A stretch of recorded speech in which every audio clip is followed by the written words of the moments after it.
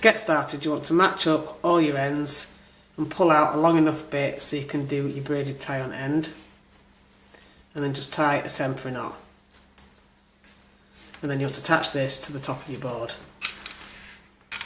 So you want your longest cords on the outside and you want your shortest cords in the centre, and you want to have at least one colour to match the outside cord at each side, and the centre cord can be any colour you want because this will be covered up as you do your knotting.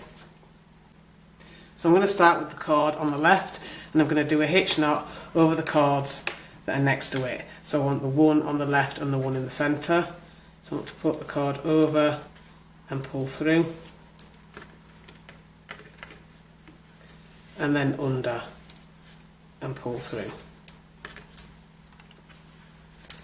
And next I want to take the cord on the right and I want to do a mirror image. So I'm taking the cord that's next to it on the right and then the one in the centre, and I'm going to work over and pull through, and then under and pull through. And for my third row, I want to repeat what I did in row 1. So I'm going to take the two cords that are on the left and the centre and go over and through and under and through. And then row 4 repeats what I did for row 2. And I'm going to take the cord on the left, on the right, sorry, and the centre, and I'm going to work over and through and then under and through. And you want to repeat these two steps all the way down until you've got the bracelet as long as you want it to be.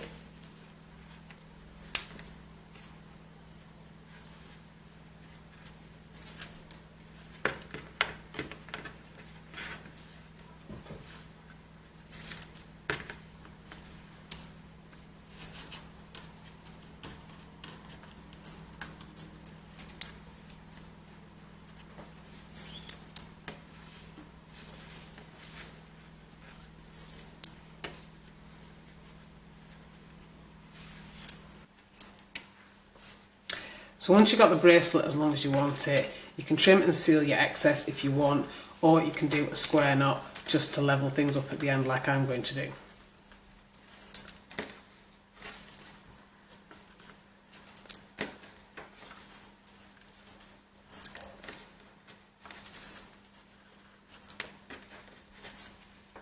So once I've done that, I just want to trim and seal the excess at either side.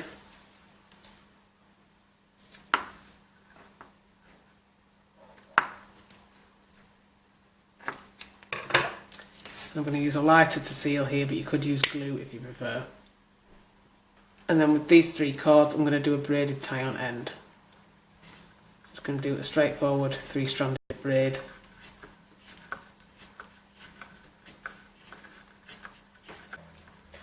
And once you've got the braided end as long as you want, you can tie a knot in all the cords to hold them in place. And then you can trim and seal any excess.